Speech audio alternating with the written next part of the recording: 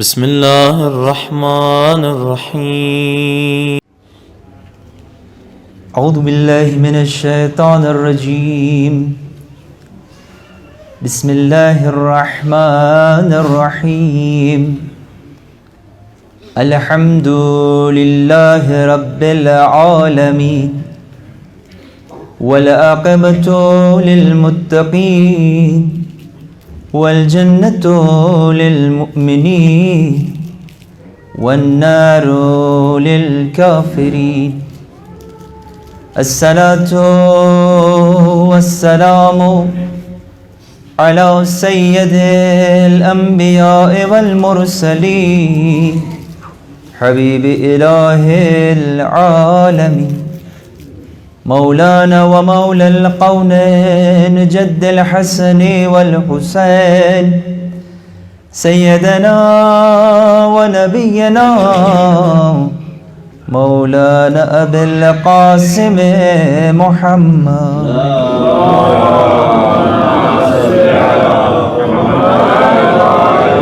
وعلى وزيره ووصيه وخليفته أخي الرسول وزوج البتول فاتح خندق خيبر قاتل مرغب أنتر أمير المؤمنين وإمام المتقين مولانا علي بن أبي طالب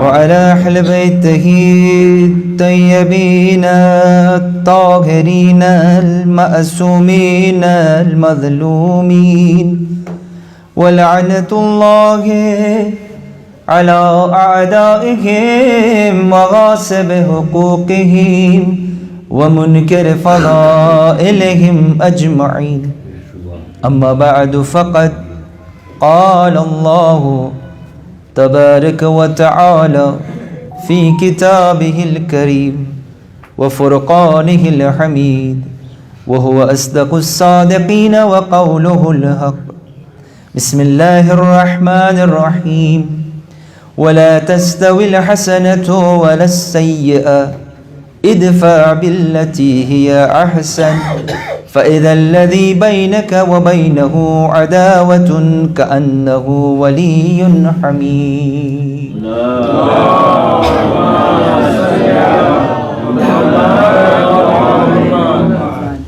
عزیزان امام حسین علیہ السلام السلام علیکم ورحمۃ اللہ وبرکاتہ.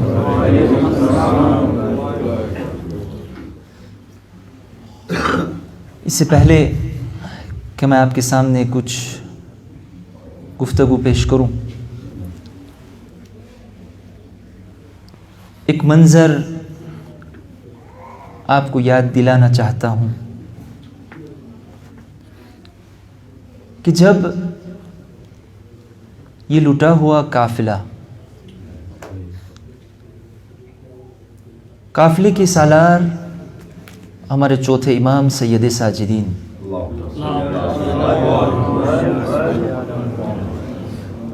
نبی زادیاں بے مکھنا و چادر، اب جو بات بی بی زینب سلام اللہ علیہا اپنے بھتیجے اپنے بیٹے کے نزدیک آ کے کہتی ہے، اس کو شاعر نے کچھ اس طرح سے بیان فرمایا ہے: سجاد میں زینب ہوں، میرے سر پہ ردا کوئی نہیں، بازاری جفا. اہل بیت کے لیے سب سے بڑی مصیبت جو تھی وہ تھی چادر چھین جانا. سجاد میں زینب ہوں، میرے سر پہ ردا کوئی نہیں، بازار جفا مجمع ہے کوفیوں کا، میرے چلنے کی جان کوئی نہیں، بازار جفا سجاد میں زینب ہوں، میرے سر پہ ردا کوئی نہیں، بازار جفا سجاد میرے سر سے آدھا نے چھینی چادر، سجاد میرے سر سے آدھا نے چھینی چادر، بلوے میں نبی زادی پھر وائی گئی در در، مل جائے ردا مجھ کو اور میری دعا کوئی نہیں، بازار جفا سجاد میں زینب ہوں، میرے سر پہ ردا کوئی نہیں، بازار جفا سجاد میرے دل کو یہ درد ستاتا ہے، سجاد میرے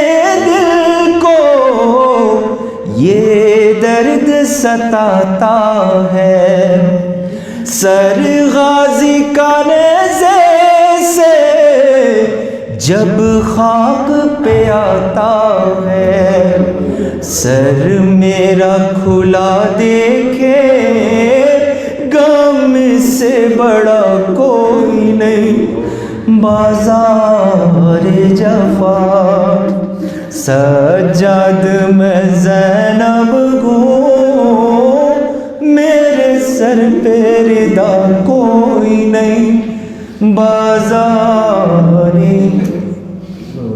سجاد چلوں کیسے لاکھوں ہے تماشائی، سجاد چلوں کیسے لاکھوں ہے تماشائی، یاد آتا ہے رہ رہ کے عباس میرا بھائی، فریاد کروں تجھ سے اب تیرے سوا کوئی نہیں، فریاد کروں تجھ سے اب تیرے سوا کوئی نہیں، بازار جفا سجاد میں زینب ہوں، میرے سر پہ ردا کوئی نہیں،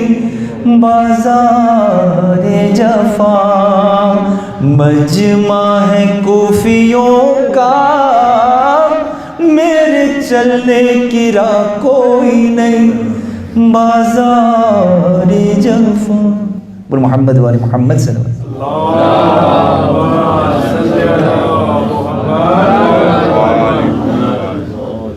عزیزان محترم، یہ عزاداری جو میں اور آپ کر رہے ہیں، یہ عزاداری صرف میں اور آپ نہیں،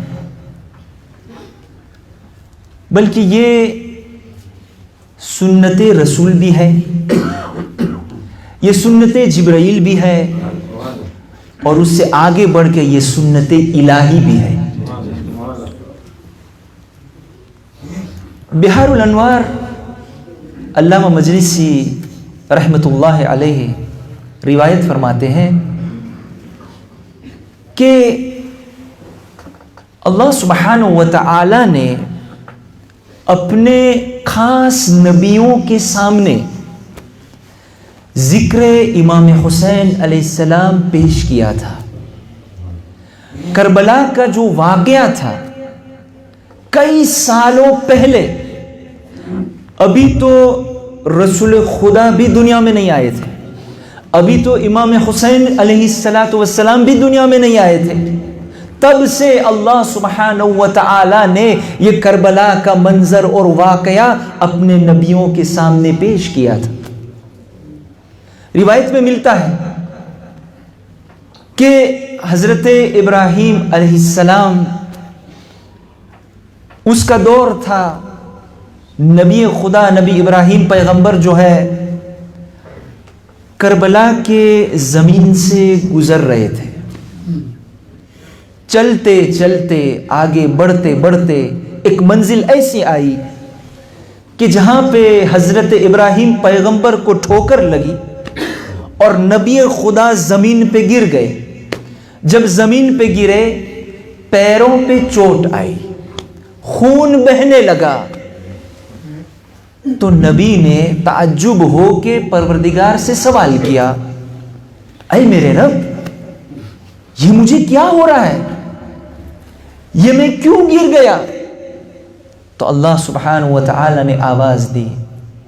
اب دیکھے ماحول کیسا ہے, ذاکر پروردگار عالم ہے, سننے والے خلیل اللہ نبی ابراہیم ہے.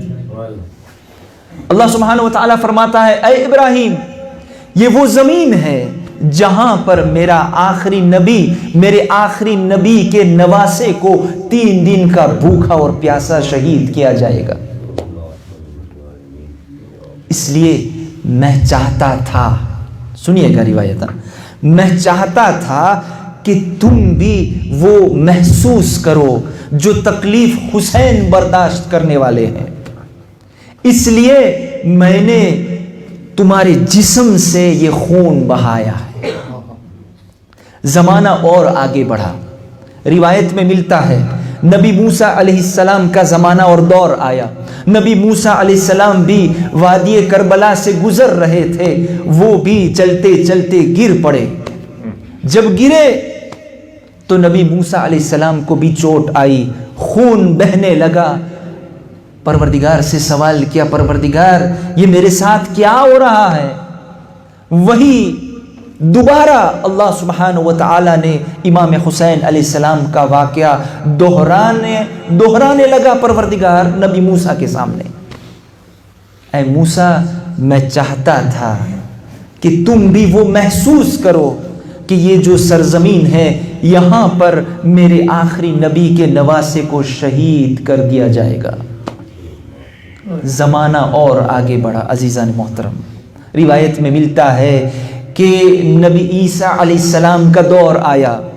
جب نبی عیسیٰ اپنے حواریوں کے ساتھ اس کربلا کی سرزمین سے گزر رہے تھے, تب نبی عیسیٰ بھی زمین پہ گر گئے اور سر پہ ماتھے پہ چوٹ آئی, خون بہنے لگا. وہیں پر بھی اللہ سبحانہ و تعالی نے امام حسین کی شہادت کا ذکر کیا. یہ میں اور آپ جو عزاداری کر رہے ہیں, یہ صرف میں اور آپ نہیں کرتے, یہ سنت الہی ہے, یہ پروردگار عالم نے اپنے نبیوں کے سامنے کیا تھا.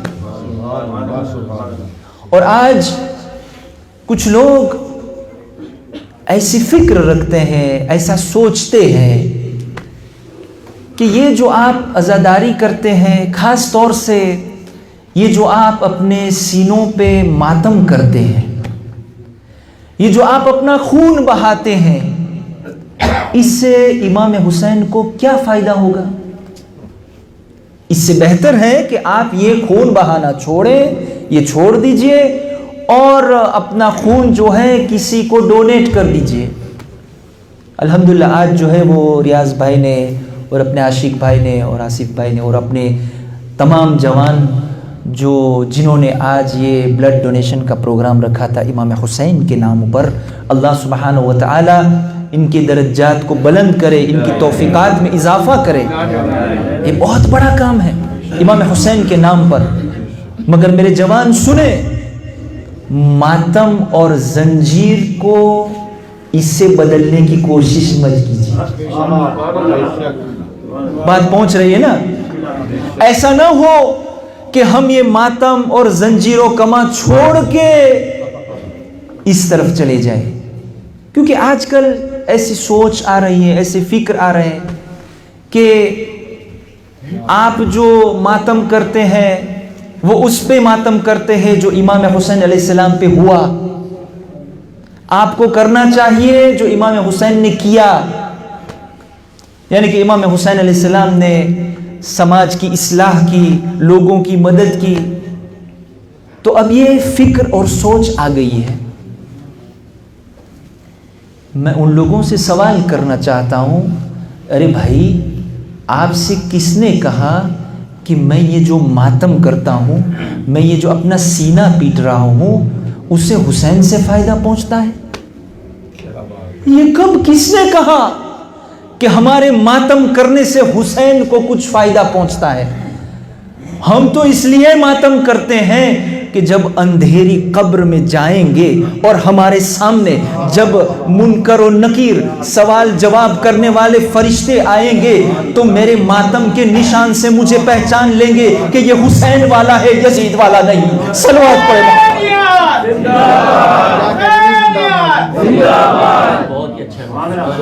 عزیزان محترم, یہ ماتم اور اللہ کی اچھا تھی. پروردگار نے نبیوں سے کیا فرمایا؟ میں چاہتا تھا کہ تمہارا خون بہے حسین کی یاد میں, حسین کے ذکر میں. اب وہی سنت پہ عمل کر رہے ہیں. عزیزان محترم, اللہ سبحانہ و تعالیٰ نے ہمیں یہ توفیق دی ہے کہ ہم ذکر اہل بیت کر سکے. خاص طور سے ہم ذکر امام حسین علیہ السلام, جب تک یہ جان ہے, جب تک یہ سانسیں چلتی رہے گی, ہم ذکر حسین کرتے رہیں گے. عزیزان محترم, آپ کے سامنے مجلس کے عنوان کے لیے جو آیے کریمہ پڑھنے کا شرف حاصل کیا وہ سورہ فصلت کی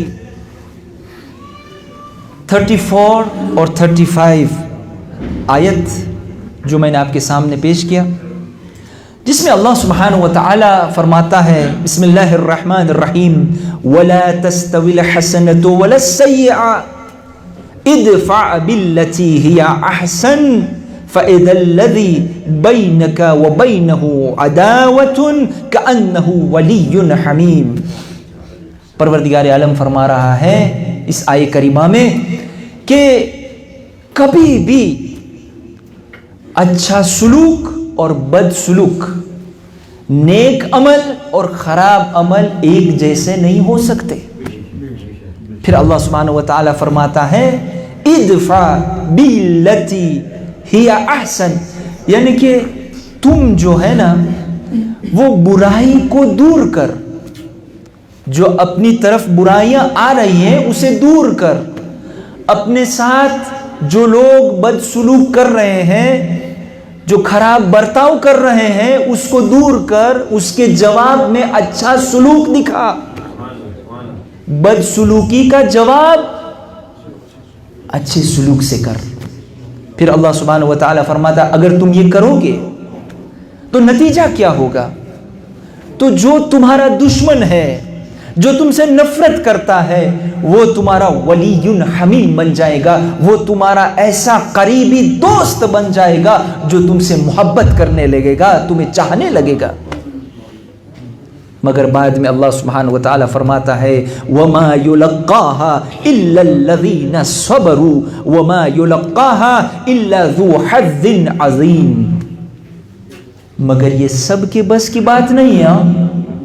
اللہ سبحانہ و تعالیٰ قرآن مجید میں کہتا ہے کہ بد سلوکی کا جواب اچھے سلوک سے دینا یہ سب کے بس کی بات نہیں ہے. یہ کن لوگوں کا کام ہے؟ یہ کون لوگ کر سکتے ہیں؟ صرف دو لوگ کر سکتے ہیں, دو ہی گروہ یہ کام کر سکتے ہیں. کون؟ جو صبر کرنے والے ہیں, یا تو پھر جس کے اوپر اللہ سبحانہ و تعالی کی خاص عطا ہوتی ہے. میں نے ایک مجلس میں آپ کے سامنے عرض کیا تھا کہ اہل بیت علیہ السلام نے اپنی پوری حیات طیبہ کے درمیان صرف ایک ہی کوشش کی ہے کہ لوگوں کے دلوں کو اپنی طرف کھینچنے کی کوشش کی. اچھے سلوک کے ذریعے سے لوگوں کی مدد کرتے ہوئے قوم، سماج، لوگ اہل بیت سے محبت کرنے لگے. دوست تو دوست، دشمن بھی محبت کرنے لگے اور دشمن بھی قصیدے پڑھتے ہوئے نظر آتے ہیں. یہ ہے اہل بیت کی شان. ہمیں پہلے یہ دیکھنا ہے کہ ہم برے سلوک کا جواب دینے سے پہلے ہمارا سلوک، جو لوگ ہمارے ساتھ اٹھتے بیٹھتے ہیں، جو ہمارے ساتھ اچھے تعلقات رکھتے ہیں، ان لوگوں کے ساتھ ہمارا سلوک کیسا ہے. پہلا تو یہ دیکھنا ہے نا کہ جو ہمارے دوست ہے، جو ہمارے برادر ہے، جو ہمارے احباب ہے، جو ہمارے فیملی ہے، جو ہماری اہلیہ ہے، ہمارے بچے ہیں، ان لوگوں کے ساتھ میرا سلوک کیسا ہے. یہ تو ابھی تو بہت اونچی بات ہو گئی، یہ تو بہت بڑی بات ہو گئی، کیونکہ یہ سب کے بس کی بات نہیں، پروردگار کہہ رہا ہے. اس سے پہلے جو پہلا سٹیپ ہے کہ میں اپنے دوستوں کے ساتھ کیسا سلوک کرتا ہوں. آخری نبی حضرت محمد مصطفیٰ صلی اللہ علیہ وآلہ وسلم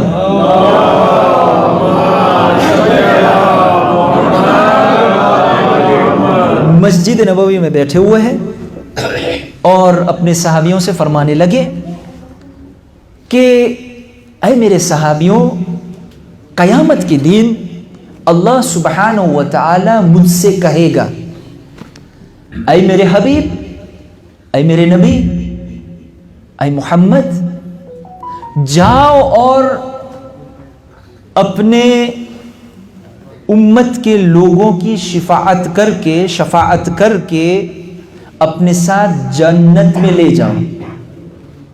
تو رسول خدا فرماتے ہیں کہ تب اس وقت میں کھڑا ہوں گا اور میں کچھ لوگوں کو اپنے ساتھ جنت میں لے جاؤں گا. سب کو نہیں، ہاں، کچھ لوگوں کو میرے ساتھ اپنے ساتھ جنت میں لے جاؤں گا، یعنی کہ کچھ ہی لوگوں کی شفاعت کروں گا. تو جو لوگ بیٹھے ہوئے تھے سوال کرنے لگے، یا رسول اللہ، کیا ہم لوگ ان میں سے ہیں جن کی آپ شفاعت کریں گے، جن لوگوں کو آپ جنت میں لے جائیں گے؟ تو رسول خدا نے ہاں یا نا میں جواب نہیں دیا، معیار بتایا.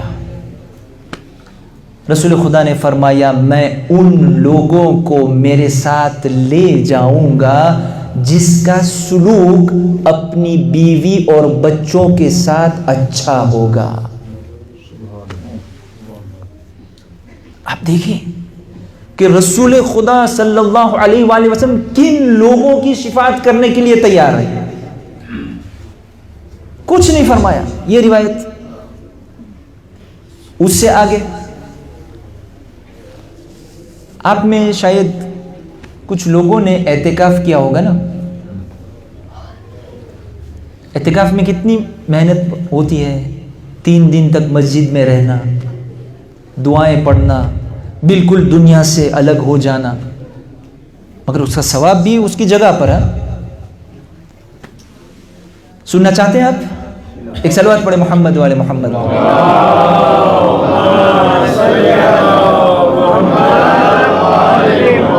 رسول خدا فرماتے ہیں کہ جو شخص اپنے گھر آ کر اپنی بیوی اور بچوں کے ساتھ بیٹھ کے محبت کی باتیں کرتا ہے تو اللہ سبحانہ و تعالی اس کے نام اعمال میں 10 سال اعتکاف کا ثواب لکھتا ہے. ایک صلوات پڑھے محمد والے محمد.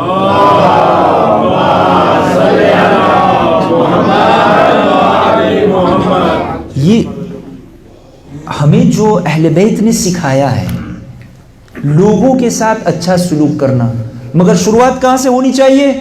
ہمارے گھر سے. شروعات ہمارے فیملی سے ہونی چاہیے، ہمارے بچوں سے ہونی چاہیے. اب ماحول تو یہ ہو گیا ہے، میں جب اپنے گھر آتا ہوں میں اپنے موبائل میں، بیوی اپنے موبائل میں، بچے اپنے موبائل میں. اب کسی کو ایک دوسرے کو دیکھنے کا بھی ٹائم نہیں ہے بھائی. اب یہ بچے ہمارے جو ہیں اس کو گھر میں محبت نہیں ملتی ہے, ماں باپ کا پیار نہیں ملتا ہے. اب جب باہر جائیں گے دوستوں کے ساتھ, گرل فرینڈ کے ساتھ, پھر ماں باپ رونے لگتے ہیں, میرا لڑکا ادھر چلا گیا ادھر چلا گیا. اگر بھائی آپ نے اپنے موبائل سے آنکھیں اور نظریں اونچی کی ہوتی تو آج یہ نوبت نہیں آتی. ایک صلوات پڑھے محمد والے محمد.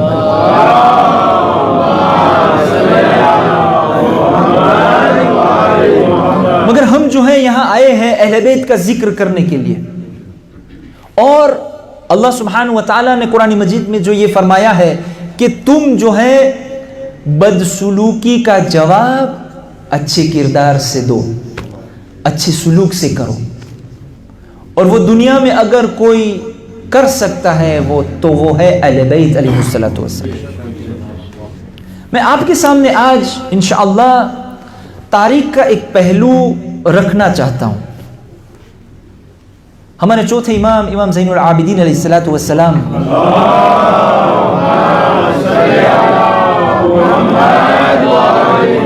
چوتھے امام کا زمانہ ہے بعد واقع کربلا کے بعد. جب امام سجاد علیہ السلام مدینے پہنچے تو تاریخ میں ملتا ہے کہ امام سجاد مدینہ شہر میں نہیں رہتے تھے. وہ مدینے کے باہر ایک جگہ تھی جس کو تاریخ میں خنبہ کہا جاتا ہے. وہاں پہ ایک باغیچہ تھا, ایک باغ تھا جو امام علی علیہ السلام کا تھا, یعنی کہ بنی ہاشم کا تھا.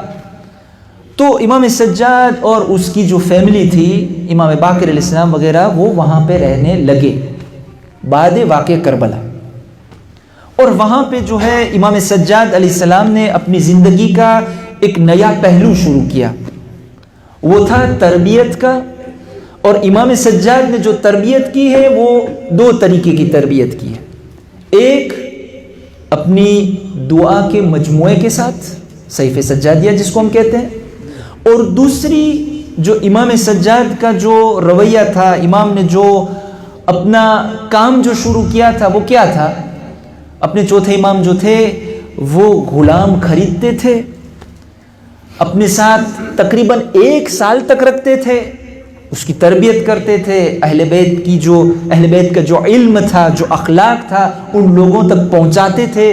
رسول خدا کی جو حدیثیں تھی وہ پہنچاتے تھے. پھر 1 سال کے بعد سب کو عید کے دن آزاد کر دیتے تھے.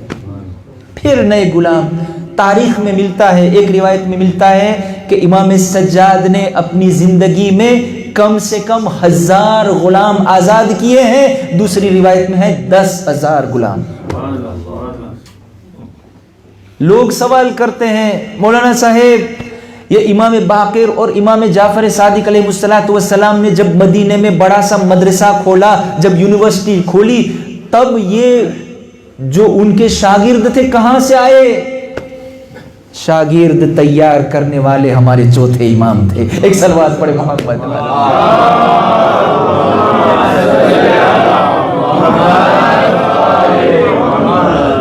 اسی عرصے میں جب اہل بیت کا لٹا ہوا قافلہ مدینہ پہنچا تو مدینے سے کچھ لوگ روانہ ہوئے شام, کیونکہ ان لوگوں کو امام حسین علیہ السلام کی شہادت کی خبر ملی, ان لوگوں کو یزید کے بارے میں کچھ باتیں ملی. تو اب یہ لوگ جو ہے اپنی آنکھوں سے دیکھنا چاہتے تھے کہ یزید کیسا آدمی ہے, کیسا سلوک کرتا ہے, کیسا کام کرتا ہے. تو یہ لوگ گئے اور کچھ منظر دیکھے. یزید جو تھا وہ حرام خوری میں لگا ہوا ہے, حرام کام کر رہا ہے, بندروں کے ساتھ کھیل رہا ہے. یہ سب جب دیکھا انہوں نے, اور جب واپس آئے مدینے, واپس آنے کے بعد انہوں نے جو ہے بغاوت, حکومت کی وروود بغاوت کرنا شروع کیا. پہلا کام جو مدینے والوں نے کیا وہ تھا یزید کا جو گورنر تھا اس کو نکال دیا. اس کو نکالنے کے بعد اب یہ مدینہ والے جو ہے تلاش کر رہے ہیں کس کو, کس کی تلاش کرتے ہیں؟ مروان بن حکم کی تلاش کرتے. یہ وہ معاویہ کا کزن تھا کہ جس کو ہمارے چھٹے امام نے زیارت عاشورہ میں نام لے کر لعنت بھیجی. یہ وہی شخص ہے کہ جس نے امام حسین علیہ السلام کو مدینہ چھوڑنے پہ مجبور کیا تھا. واقعہ یاد ہے نا آپ کو, جب ولید کے دربار میں کیا ہوا تھا, امام کو بلایا گیا تھا. مجھے اس ڈیٹیل میں نہیں جانا ہے. اس سے آگے اب مدینے والوں نے طے کیا کہ بنی امیہ کا اگر کوئی آدمی مدینے میں ہے تو وہ مروان ہے. اب اس کو پکڑ کے اس کو قتل کرنا چاہیے, تاکہ یزید کو پتا چلے کہ ہم گوارا نہیں کر سکتے کہ تم جو یہ کر رہے ہو اہل بیت اور آل رسول کے ساتھ, جو یہ بدسلوکی اور یہ ظلم جو تم نے کیا ہے, اس کے بدلے میں ہم تمہارے یہ فیملی ممبر کو دنیا سے اٹھا دیتے. تلاش کرنا شروع کیا. اب مدینے کی گلیوں میں مروان بھٹک رہا ہے. اب اس کی ایک چنتا ہے, میرا جو بھی ہو مگر میری بیوی اور بچوں کا کیا ہوگا. اب وہ مدینے سے باہر رات کے اندھیرے میں نکل کے آیا. کہاں؟ امام زین العابدین کے گھر پر آتا ہے, شرم سے سر جھکا ہوا ہے. کس منہ سے جائے؟ آیا, دروازہ کھٹکھٹایا. امام سجاد نے دروازہ کھولا. امام نے دیکھا مروان, اس کی بیوی اور اس کے بچے. کہا مروان کیا مسئلہ ہے؟ کہا اے علی ابن الحسین, مدینے والے میرے خون کے پیاسے ہو گئے, مجھے ڈھونڈ رہے ہیں, مجھے قتل کرنا چاہتے ہیں. مگر اے علی ابن الحسین, میں تو یہاں سے نکل جاؤں گا. مجھے اگر صرف چنتا ہے تو یہ میری بیوی اور بچوں کی. مجھے اب کچھ سمجھ میں نہیں آ رہا کہ میں ان لوگوں کو کہاں کہاں میرے ساتھ لے جاؤں.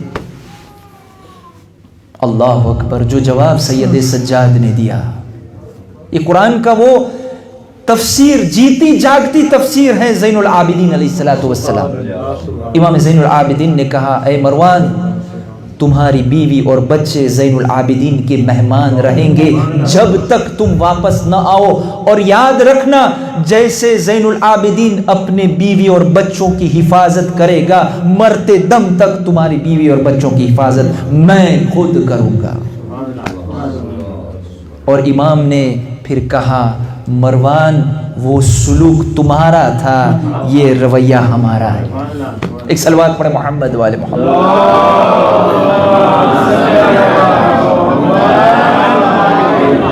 تاریخ اور آگے بڑھتی ہے. جب یزید کو پتا چلا کہ مدینہ والوں نے بغاوت کرنا شروع کر دیا ہے, میرے گورنر کو نکال دیا اور یہ سب میرے خلاف جو ہے بھڑک اٹھے, تو یزید نے ایک فوج تیار کی. یزید نے ایک فوج تیار کی جس کا ہیڈ, جس کا کمانڈر بنایا, اس کا نام تھا محمد ابن مسلم. وہ شام کا ایسا خطرناک آدمی تھا جس کو تاریخ نے مسرف کہا ہے. مسرف یعنی اسراف کرنے والا. وہ کس چیز کا اسراف کرتا تھا؟ کھانے کا, پینے کا, پانی کا. نئے عزاداروں, یہ محمد بن مسلم جو تھا یہ خون کا اسراف کرتا تھا.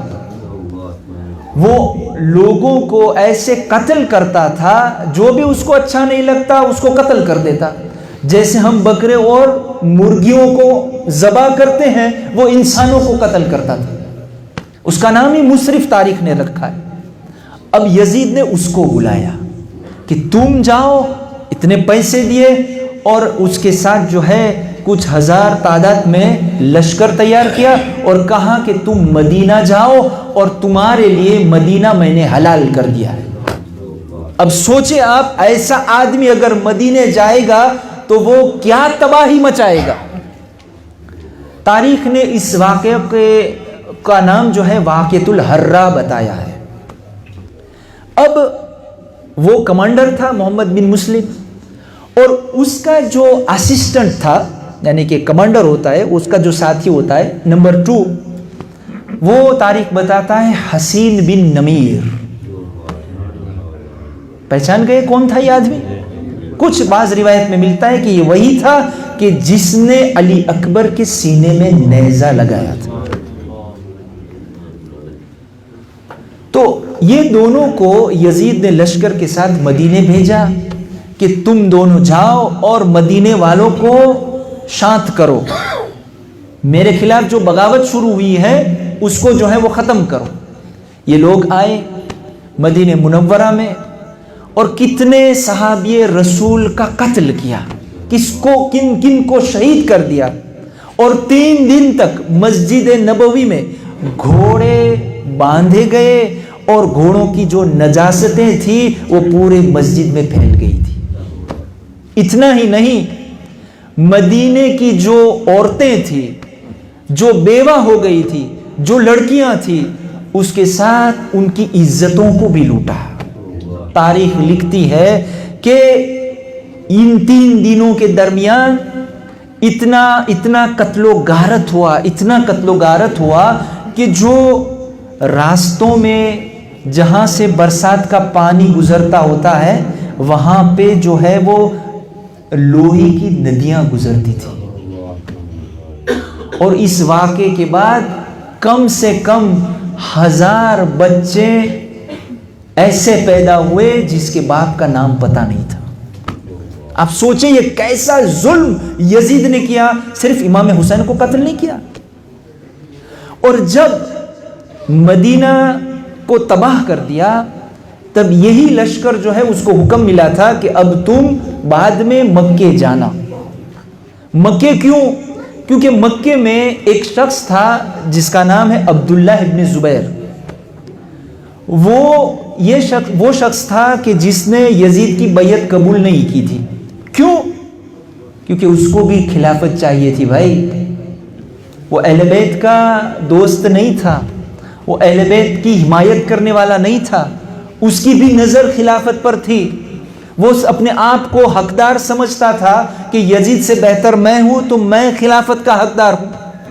اب وہ جب امام حسین سے بیعت لی گئی تھی، جب امام حسین کے لیے بیعت کا خط آیا تھا شام سے، اسی خط میں جو دوسرا خط تھا اس کے نام پر تھا۔ ولید سے کہا تھا کہ اس کی بھی بیعت لینا، مگر وہ اس سے پہلے کہ ولید اس کو دربار میں بلائے وہ مدینے سے نکل کے مکے چلا گیا تھا، اور وہاں پہ لوگوں کو جو ہے یزید کے خلاف بھڑکانا شروع کیا تھا۔ تو یزید نے حکم دیا تھا کہ مدینے والوں کو پہلا شانت پاڑنا، پھر بعد میں مکے جا کے وہاں پہ عبداللہ ابن زبیر کی تلاش کر کے اس کو ختم کر دینا ہے۔ تو یہ جو قافلہ تھا وہ نکلا مدینے سے مکے کی طرف۔ اب مدینہ پہنچنے ہی والا تھا کہ راستے میں یہ جو محمد ابن مسلم تھا، یہ جو یزید کی آرمی کا جو چیف تھا، وہ بیمار پڑ جاتا ہے اور وہیں پہ وہ جہنم واصل ہو جاتا ہے۔ اب کمانڈر مر گیا تو یہ جو نمبر 2 تھا حسین بن نمیر، اس نے کہا کہ یزید کا تو حکم ہے، ہمیں تو عمل کرنا ہے، چیف مر گیا تو اب میں ہوں اس کے بدلے میں، میرے ساتھ آپ چلو، مکے کے اوپر حملہ کرنا ہے۔ یہ لشکر آیا پورے مکے میں جو ہے عبداللہ ابن زبیر، میں جلدی آگے بڑھ رہا ہوں کہ مکے میں آ کے خانہ کعبہ کے اوپر جو ہے تیروں کی برسات کی انہوں نے، یہ حسین بن نمیر اور اس کے لشکر والوں نے۔ کیوں؟ کیونکہ عبداللہ ابن زبیر جو ہے مکے میں مسجد الحرام کے اندر چھپ گیا ہوا تھا۔ وہاں سے جب یہ ابھی کوشش کر رہے تھے کہ مکے کو فتح کرے، مکے کو اپنے قبضے میں لے، شام سے اطلاع آئی، شام سے خبر آئی کہ یزید جہنم واصل ہو گیا۔ اسی عرصے میں سن 63 ہجری 63 کا واقعہ ہے۔ جب یہ ہوا تو مکے والوں کے اندر اور جوش پیدا ہوا، اور یہ جو یزید کا لشکر تھا، کیونکہ اب خلیفہ ہی نہیں ہے تو اب کیا کرے، تو یہ لوگ جو ہے بکھر گئے، ان لوگوں کی ہار ہوئی، اور وہاں سے 3 لوگ حسین بن نمیر اور اس کے 2 ساتھی مکے سے فرار ہوئے اپنی جان کو بچاتے ہوئے۔ اب کہاں آ رہے ہیں؟ واپس مدینے آ رہے ہیں۔ اب پوری مجلس کی زحمت اس جملے میں آپ کے سامنے ہدیہ کرنا چاہتا ہوں۔ اب آپ نے سنا ہوگا کہ امام سجاد علیہ السلام کی سیرت میں امام سجاد علیہ السلام کا رویہ تھا کہ ہر رات کو وہ اپنے گھر سے اپنے کاندھے پر ایک بوری جس میں روٹیاں ڈالی ہوئی تھی وہ امام نکلتے تھے رات کو غریبوں بیوہ اور مسکینوں یتیموں کو بانٹنے کے لیے. اب رات کا وقت ہے، حسین بن نمیر اور ان کے 2 ساتھی جو مکے سے فرار ہو گئے تھے وہ اب مدینے کی نزدیک آ گئے. مدینے کے نزدیک آئے، کیا دیکھتے ہیں؟ ایک شخص ہے جو اندھیری رات میں اپنے کندھے پہ کچھ لے کر آ رہا ہے. بھوکے ہیں، پیاسے ہیں، کئی دن تک کھانا نہیں کھایا ہے. حسین بن نمیر بھوکا ہے، پیاسا ہے، دیکھتا ہے یہ ایک شخص ہے. جب نزدیک آئے امام سجاد پہچان گیا یہ تو علی بن الحسین. آ کے کہا اے شخص ہم مسافر ہیں، ہم پیاسے ہیں، ہم بھوکے ہیں. امام سجاد جو اپنے کندھے پر جو اناج کی بوری رکھی ہوئی تھی وہ زمین پہ اتاری. امام نے فرمایا ویسے ہی میں تو مسکینوں کو دینے جا رہا تھا، ویسے میں غریبوں میں بانٹنے جا رہا تھا، آپ مجھے لگتے ہیں آپ بھی ضرورت مند ہیں، بیٹھو. امام سجاد نے اس گونی میں سے اس بوری میں سے روٹیاں نکال کے حسین بن نمیر کو دیا اور دونوں ساتھیوں کو بھی یہ روٹی دی. بوری بند کر کے امام آگے بڑھنے لگے. تب حسین بن نمیر نے سوال کیا اے علی ابن الحسین مجھے لگتا ہے کہ آپ نے مجھے پہچانا نہیں. جب یہ سوال کیا امام سجاد نے سر جھکایا، آنکھوں کو بند کیا، کہا اے حسین بن نمیر میں اپنے بھائی کے قاتل کو کیسے بھول سکتا ہوں. یہ امام سجاد علیہ السلام جو قرآن نے کہا ہے کہ بد سلوکی کا جواب اس طرح سے دینا چاہیے. عزیزان محترم، اہل بیت علیہ الصلوۃ والسلام کے اوپر کیسے کیسے ظلم ڈھائے گئے ہم سوچ بھی نہیں سکتے. خاص کر کے بعد عاشورہ، بعد کربلا، کیوں یہ منزل سخت تھی؟ کیونکہ کل تک جہاں عباس زندہ تھے، بیویوں کی ڈھارس بندی ہوئی تھی. کل تک جہاں علی اکبر تھے، کل تک جہاں قاسم و محمد تھے، آج کوئی بھی باقی نہیں ہے. ایک علی کی بیٹی زینب ہے. عزادارو، بی بی زینب صلوات اللہ علیہا کی کربلا کے میدان میں صرف ایک ہی چنتا تھی. سنیں گے عزادارو، بی بی کی ایک ہی چنتا تھی، میرا سب کچھ قربان ہو جائے مگر میرا بھائی حسین بچ جائے. اللہ اکبر.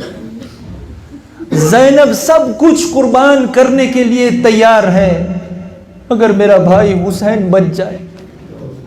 اس لیے تاریخ میں ملتا ہے کہ جب امام حسین اور حضرت ابو الفضل عباس اور محمد کے لاشیں خیمے کی طرف لے آئے ہیں اور آواز دی اے ام کلثوم، اے ام رباب، میری بہن زینب کو سنبھالو، تو تاریخ میں ملتا ہے اس وقت بی بی زینب مصلی عبادت پر بیٹھی ہوئی ہے.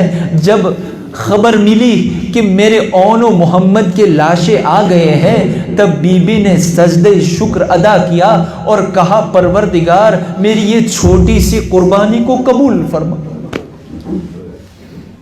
آپ دیکھیں بی بی نے اون و محمد کا ماتم نہیں کیا. کیونکہ فکر اپنے بھائی حسین کی تھی.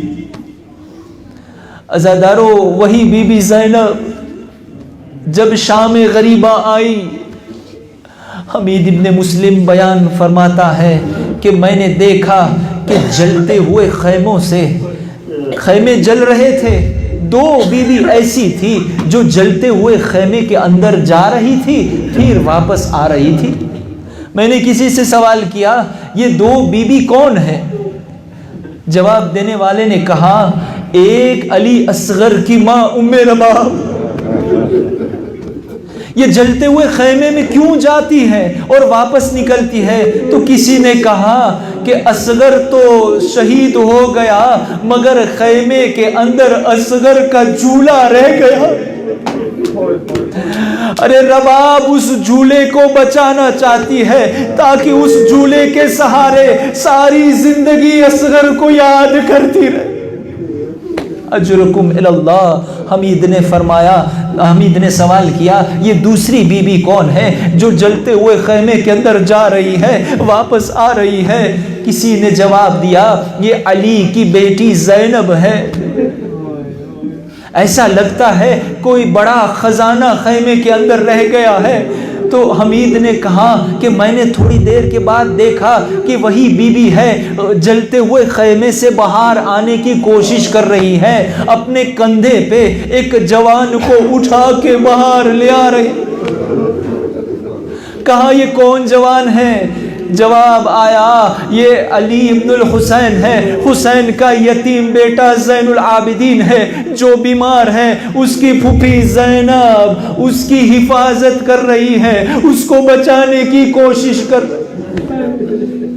عزادارو، یہ بی بی زینب نے نہ جانے کیسے شام غریبہ کا منظر طے کیا ہوگا، نہ جانے کیسے شام غریبہ کی منزل طے کی ہوگی، مگر روایت میں ملتا ہے جب 11ویں محرم آئی، عزادارو بی بی زینب کا سر کھلا ہے، بی بی زینب کا سر کھلا ہے، ہاتھ پسے گردن بندھے ہوئے ہیں۔ عزادارو، اس اسیران کربلا کے قافلے کو مقتل کربلا سے وہ گزارا جا رہا ہے۔